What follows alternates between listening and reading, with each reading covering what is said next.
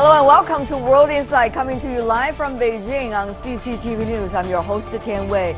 On today's program, US-NATO meeting in Washington. President Barack Obama reaffirmed the U.S. ties with NATO. But as his term comes to a close, the future of the alliance remains unclear. And drought on the Lancang-Mekong. China has stepped in to assist the drought-stricken nations along the river. How might that impact regional ties? And we start today's show with the US-NATO meeting. On Monday, the U.S. President Barack Obama met with NATO Secretary General Jens Stoltenberg 2 weeks after the Brussels terror attacks. A more dangerous world is how the two leaders described the last couple of years. The military alliance is seeking a more effective response to hybrid threats, as they say. A meeting to reaffirm the alliance. President Obama said NATO continues to be the cornerstone of collective defense for the U.S. and Europe. We continue to provide reassurance to the frontline states there, our NATO allies, to make sure that they have not just reassurance in words, but that we have actually deployed concrete assets that let them know that Article 5 means something and that we stand by our commitments to our allies. And the NATO Secretary General echoed him by elaborating on plans for concrete actions. Terrorism affects us all, from Brussels to San Bernardino, and all NATO allies contribute to the US-led efforts to degrade and destroy ISIL. And just last week we started training of Iraqi officers.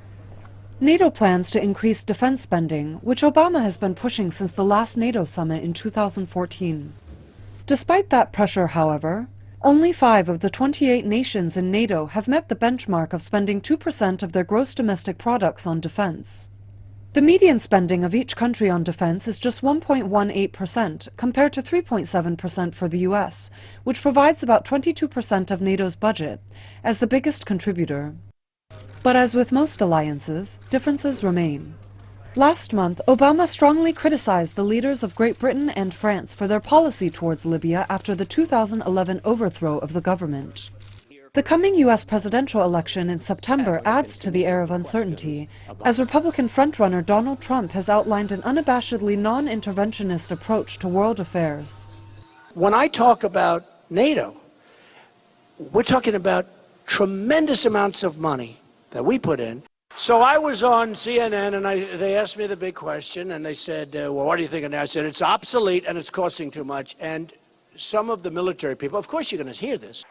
Obama is likely to press that spending issue again when he travels to Poland in July for his final NATO summit as commander-in-chief. For the world's biggest power, whether to pursue intervention or non-intervention may soon be in question. For more on the US-NATO tie, we are joined here in the Beijing studio by Mr. Wang Yiwei, who is the director of the Center for EU Studies at Renmin University of China. And meanwhile, joining us from Washington, D.C. in the United States, we have Mr. Philip Crowley, former United States Assistant Secretary of State for Public Affairs. And also from Brussels, we're having Paul Ivan, who is a senior policy analyst at the European Policy Center. Gentlemen, welcome to the three of you. First of all, Mr. Crowley, how should we understand the current stage of U.S. role in the NATO vis-a-vis that of the European countries, given what we had of the meeting between U.S. President Barack Obama and Secretary General Stoltenberg? Well, the Secretary General and the President get together one or more times every year, either in a formal setting such as a NATO leaders meeting or in this kind of a setting where Secretary General Stoltenberg was here in Washington.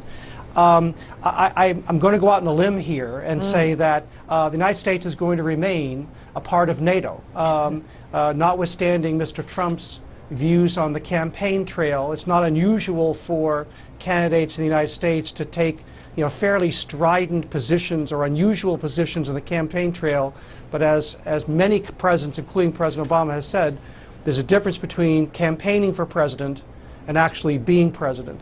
NATO is a cornerstone of U.S. security. I don't expect that to change. All right. Yes, indeed. The cornerstone is exactly the word President Obama used when he described the U.S. relations within NATO. He said it is the linchpin, it is the cornerstone of collective defense that U.S. has. However, having said that, though, Mr. Yvan, what do you make of this internal political debate? This is a very unusual presidential campaign season inside the United States, yet Mr. Trump, his words is going to carry more weight as his popularity is getting ever bigger, at least among the Republicans. So he's talking about ineffectiveness of NATO and also obsolete, that's the adjective he used. How does the European countries feel about this? Well, I would say that Mr. Trump is more populistic than other candidates in past elections, and I think there is some legitimate worries from the European side regarding the way the U.S. presidential campaign is going. At the same time, I think there's a fair degree of confidence that Mr. Trump will most likely not be the one who will win the elections. And at the same time, as the previous speaker mentioned, discourses, speeches made during campaign are not necessarily followed through when the people win the elections, because they actually face the reality and the geopolitical realities, and they have to take tough decisions. So I'm skeptical that even the U.S. with President Trump will go that way. Okay. Well, we don't know, Mr. Yvan, at this moment who is going to be the one representing the Republican Party, not to mention the president in the future, but we cannot rule out Mr. Trump will be one of those very important candidates for the near future. Having said that, though, Mr. Yvan, I want to push a little bit more about the issue of NATO. At this moment, who's NATO's enemy? That is a big question mark. It is not this former Soviet Union anymore. So what exactly is it? If without the enemy, what is the significance of NATO anymore, Mr. Yvan?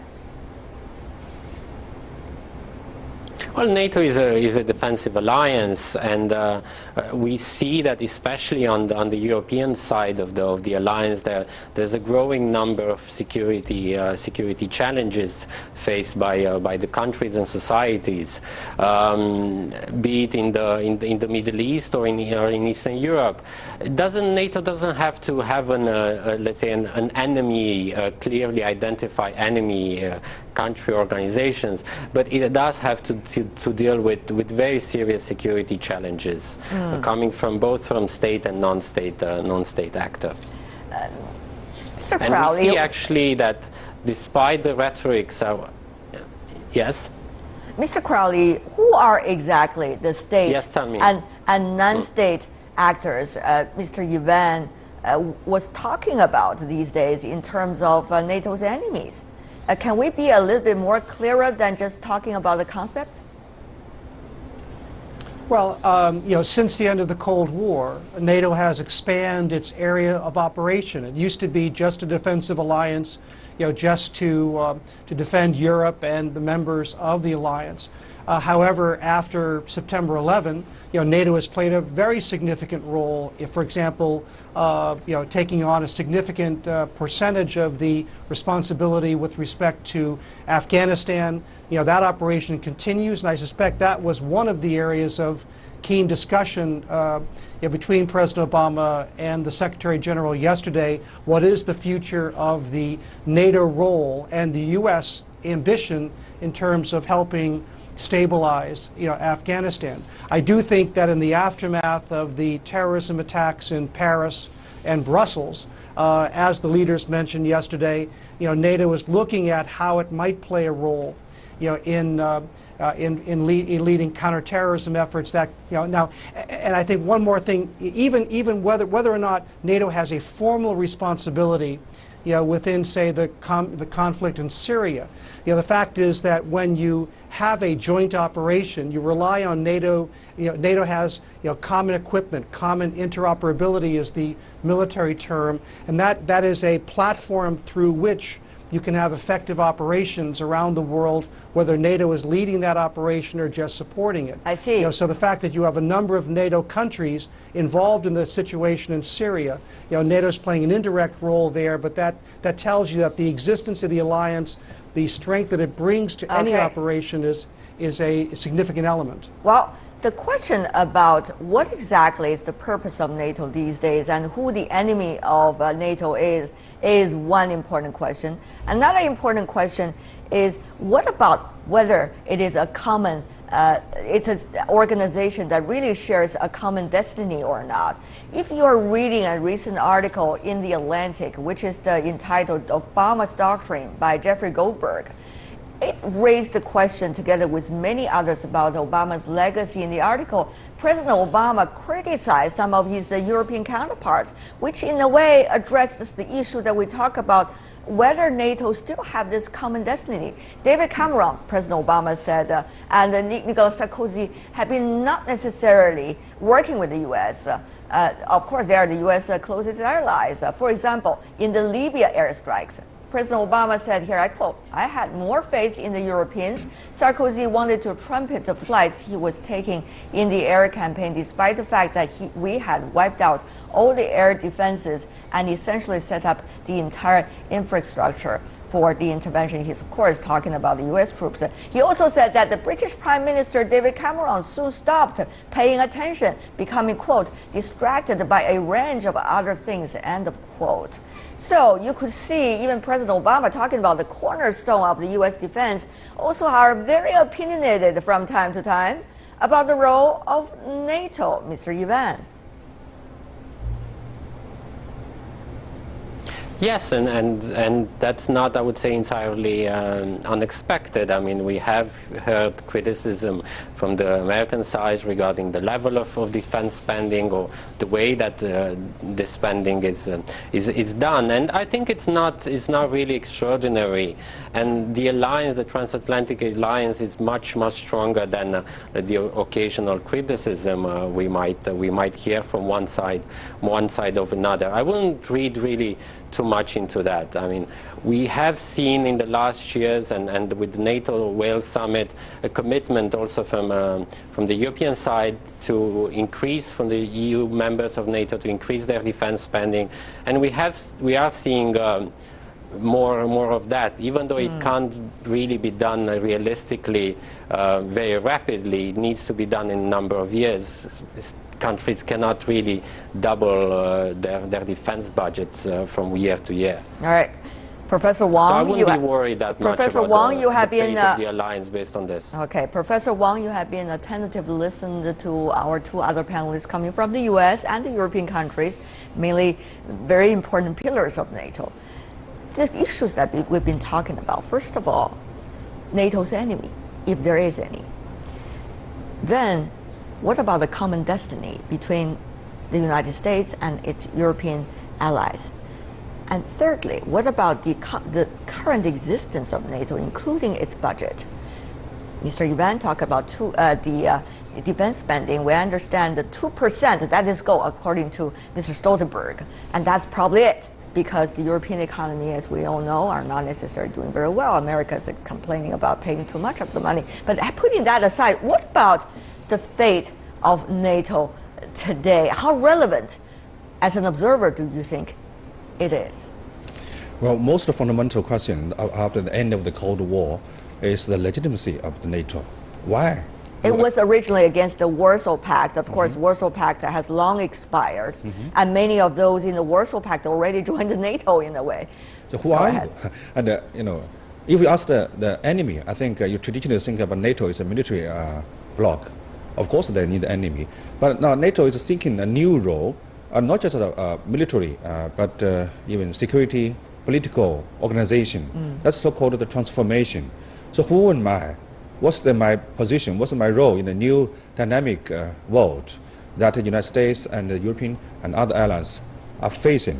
So that's always the challenge of the NATO.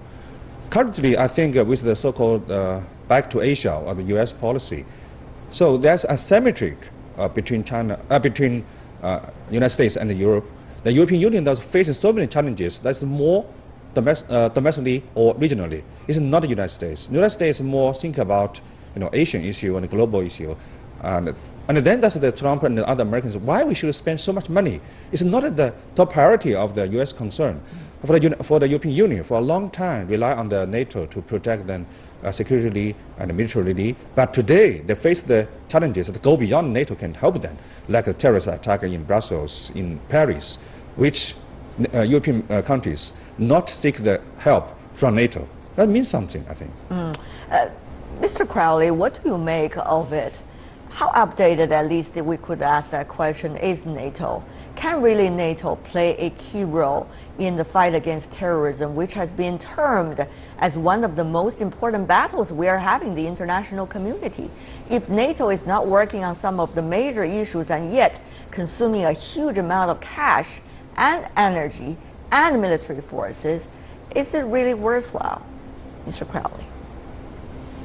Well, I think NATO is very worthwhile. And just to pick up on something that Professor Wang said, I would turn this around. That first and foremost, NATO is a political alliance, with a military capability. But the fact is, you have 28 countries that have come together. They pledged mutual security against a wide range of threats.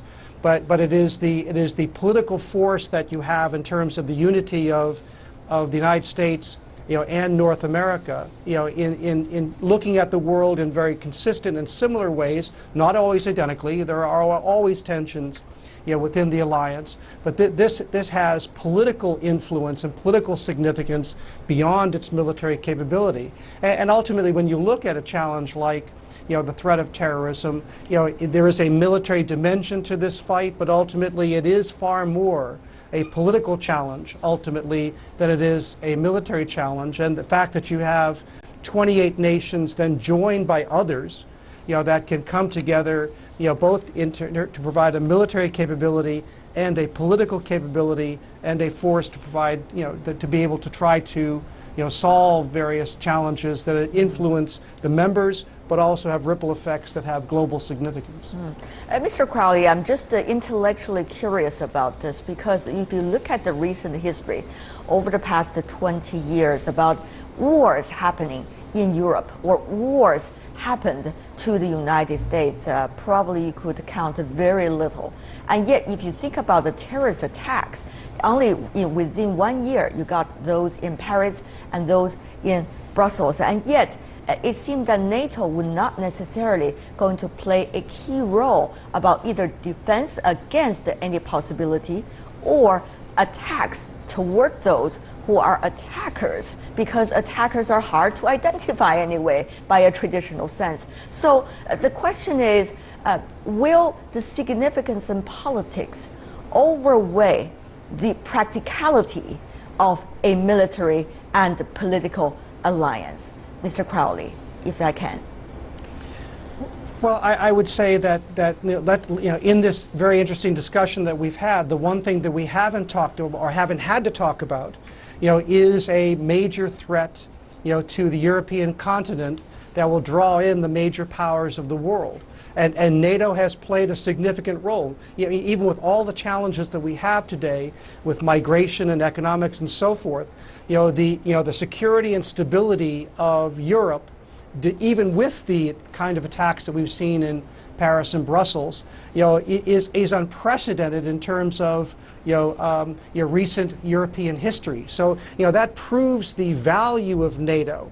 Now, beyond that, obviously, even whether the alliance has a direct role to play in Syria, it is supporting that effort. Whether the alliance has a direct role to play, if there's military action that's required to limit the growth of the Islamic State presence in Libya, NATO is likely to have a role in that. And as I said earlier, NATO, in response to September 11, has played a very direct role in trying to stabilize the situation in Afghanistan. So it does have an active counterterrorism mission that is likely to expand, but it will be one of a number of different threads that NATO looks at as it goes forward. All right.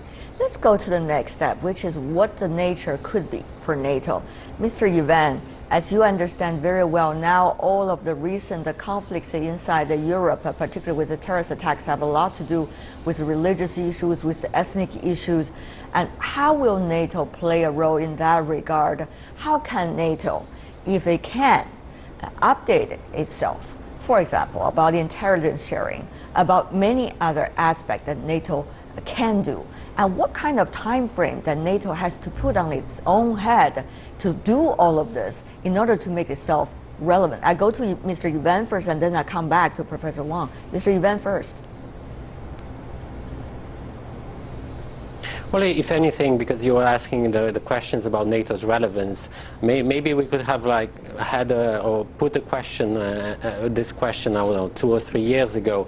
But I would say that in the last couple of years, clearly NATO has proved its relevance, because the NATO countries are not only dealing with security challenges coming from terrorism or from the Islamic State, but we had also seen after Russia's annexation of Crimea and invasion in Ukraine that we have some very traditional challenges as well, coming from states that are on the European continent.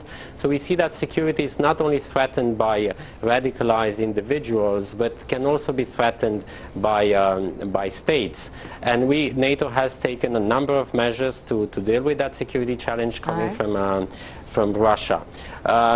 We see also security challenges and coming from really the effects of the conflict in the Middle East. We see the migration crisis, and we see also NATO there playing a role. The role of NATO regarding cooperation in fighting the Islamic State was already mentioned. So there are a number of areas where NATO is active, and it has proven that despite the end of the Cold War, it has been able to reinvent itself and to really play a more important role in tackling these challenges. Professor Wang, Mr. Yvan particularly mentioned about the Crimea and Ukraine. That is also an interesting and important question, is whether NATO would transform itself from one against the former Soviet Union to one against current Russia, and all of the issues related to Russia, or cost or linked to Russia. That's one question. And second question I want to ask you also is your analysis about whether NATO would be able to make itself more relevant. What does it take? Well, firstly, after attending this year's Munich International Security Conference, I got an impression from many conversations with European colleagues that NATO is not the solution of the Ukraine crisis, but the reason of making such kind of the crisis. From the Russian side, because the NATO expansion narrowed the limited security basis of Russia. So Russia now responds to cause the that is the crisis. argument coming from Russia, of course. Yes, and currently the many other crises also, like Middle East, Syria, and Libya, the NATO not help the European security, but even some make this worse. Some Europeans remind us about that situation. So if you traditionally want to find an enemy, like during the Cold War era, make the Russia the permanent enemy, it's not a safety for Europeans. neighbor, you cannot choose. If so you were asked by the NATO leaders, Mr. Stoltenberg, for example, Professor Wang, any advice for NATO's future, what would you say, Professor? From an what's the future of NATO? That is always it's looking forward after the end of the Cold War. What the new forces definitely is the type of transatlantic. So even I saw this populist views in United States that NATO is not so many use waste of so much energy, but it's need U.S. to access to European Union, to European issues. At the same time, the European Union too much rely on the NATO's protection during the Cold War, militarily, nuclear. Today, that's the problem that cannot handle the terrorist attack of the European countries. All right. It's certainly a very complicated issue. We hope more discussion like this will help NATO to find its new direction. But certainly it's not in the rights of us to give advice, but rather to listen to all of you opinion leaders to talk about the recent realities of NATO and its possible future. Wang Yiwei here in Beijing, Philip Crowley joining us from Washington, D.C., and Paul Yvan coming from Brussels. Thank you so much, gentlemen, for being with us. Appreciate it. Stay with us here on World Insight. We got our final segment coming right up. Severe drought. Last month, China stepped in to alleviate drought along the Lancang-Mekong River. What will that mean for the region? Welcome back. You're watching World Insight on CCTV News. Due to the impact of El Nino, many countries along the Lancang-Mekong River are suffering from severe drought.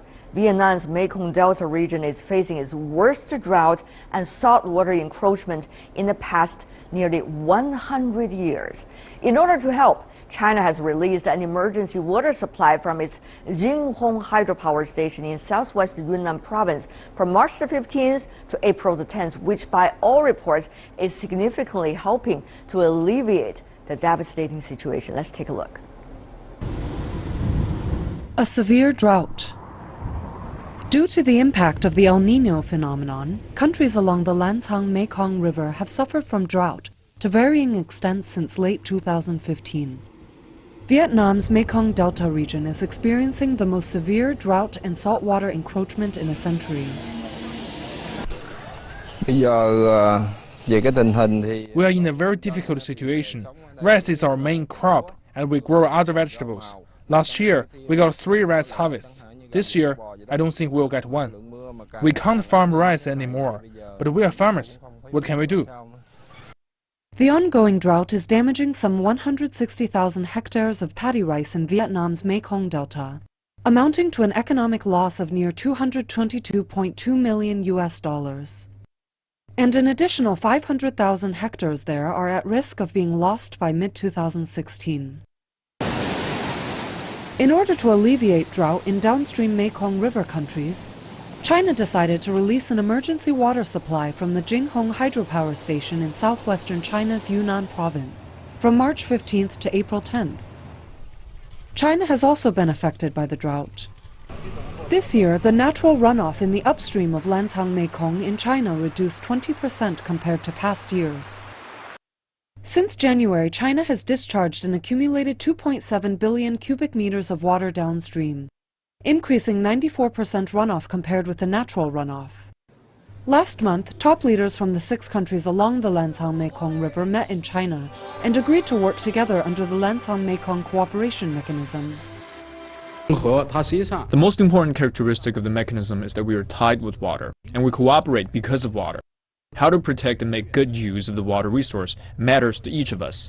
So we should enhance water resource cooperation and maximize the benefit. And it is our mutual responsibility to protect the river. Shared river, shared future. It is not only the theme for the first meeting of the LMC, but also the theme for sub-regional cooperation along the Lancang-Mekong River.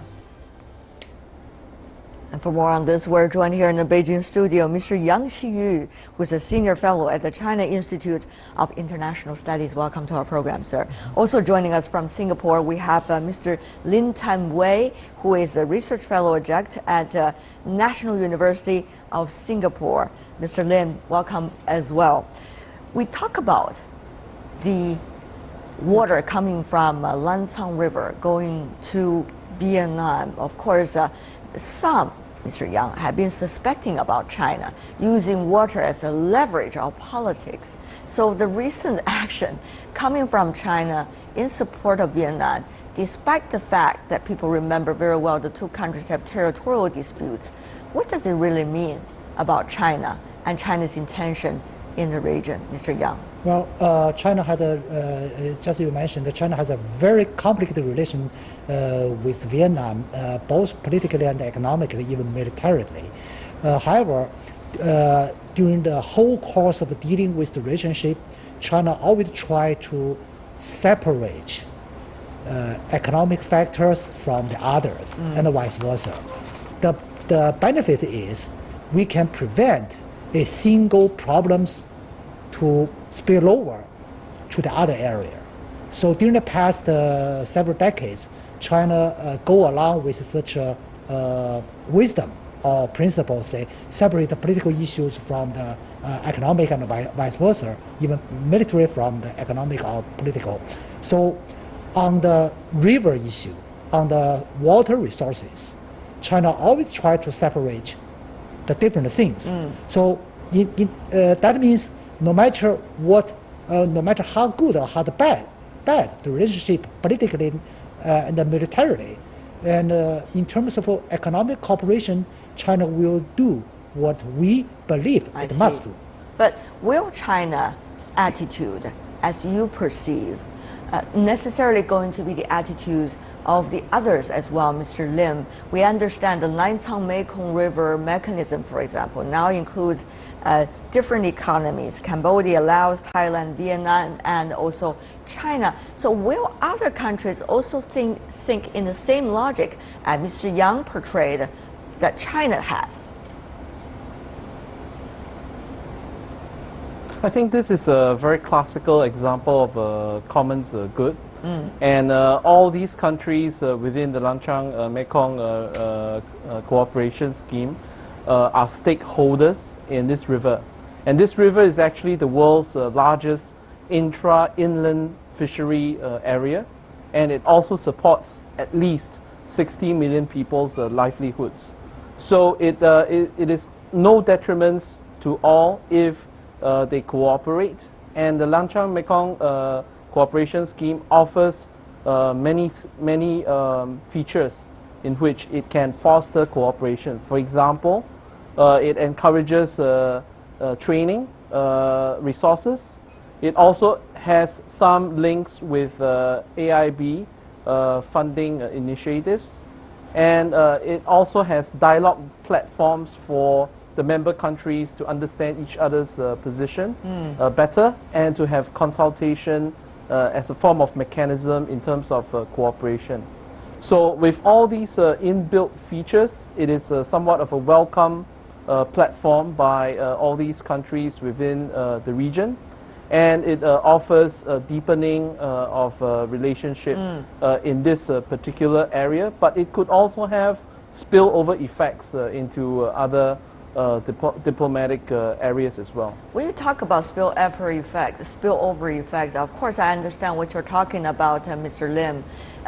But the question is, are the geopolitical or territorial disputes likely to be the ones that have spillover effects over to the economic and trade ties, or the other way around? Many worry it is the former. What is your sense? I think if you look at the Sanya Declaration that was formalized in March this year, it mainly talks about economic cooperation and also cooperation in terms of water resources, environmental cooperation. So I think at this point of time, the political element is not, the geopolitical element is not as prominent as it seems. And I think most of the countries and stakeholders within the scheme is really focusing on common areas in which they can cooperate, common issues in which they have identical or at least similar interests in terms of national interests. And if you look at the Sanya Declaration, there's probably only one item in which geopolitical issues are mentioned, and which is the enhancement of security and enforcement of security in the area that's covered by the Mekong River. So I think this is a very classical example of trying to maximize and optimize common interests in certain areas without geopolitical or politicizing the issue. Okay, Mr. Yang, though, are we really going to be that self-disciplined, that determined, as the principles already indicated, also indicated by Mr. Lim in the general principle of Lancang-Mekong River Organization? Or are we concerned about the territorial disputes and other political issues having spillover effect. How are we going to make sure they are not likely to happen that way? Well, there are indeed a sort of probability of what you mentioned, the potential problems that will affect adversely the very good cooperation on the economic environment. Probability is something, but the measures preventing such probability from happening is one of the purposes among the 6.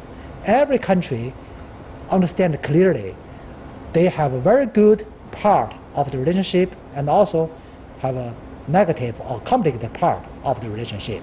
So on one hand, the Mekong Lancang plan is very ambitious and comprehensive, covering economic, environment, and political. And on the other hand, such comprehensive cooperation is designed to, number one, build up the mutual confidences. That will be a stabilizer among the 6-nation relationship. Right. And then number 2, when the other part of the relationship is getting better and better, the probability you mentioned will be lower and lower. So that is the, I think, way of thinking among the 6 nations. All right. If we talk about that, the economic and trade ties, let's take a look at the 6 nations. Cambodia, Laos, Thailand, Vietnam, China, and many others. So you think, Myanmar, you think about that. These countries are at very different economic development stage. Sometimes they could be competitor for certain low-end manufacturing also.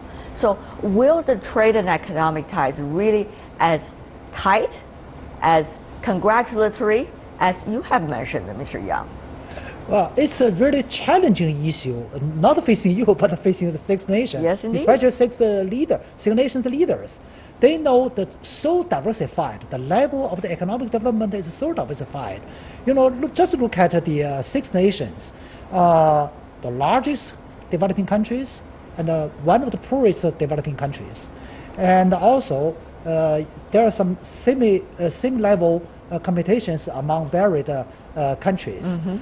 So I think the cooperation plan among Lancang-Mekong does not a replacement of the existing cooperation plans among the 6 nations. To the contrary, Lancang-Mekong plan is a supplementary role. That means up to now, before Lancang-Mekong plan, there have been several sub-regional and multilateral cooperation plans.